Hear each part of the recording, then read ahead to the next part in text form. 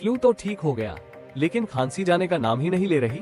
अगर 3 हफ्तों से ज्यादा वक्त हो गया है तो ये सिर्फ साधारण खांसी नहीं, ब्रोंकाइटिस भी हो सकता है। ब्रोंकाइटिस में आपके फेफड़ों की नलिकाओं ब्रोंकियल ट्यूब्स में सूजन आ जाती है, जिससे बलगम जमा होता है और लगातार खांसी बनी रहती है। इसका कारण होता है वायरस या बैक्टीरियल इन्फेक्शन, सिगरेट का धुआं या प्रदूषण। लक्षण क्या है? लगातार खांसी, सीने में भारीपन और सांस लेते समय सीटी जैसी आवाज।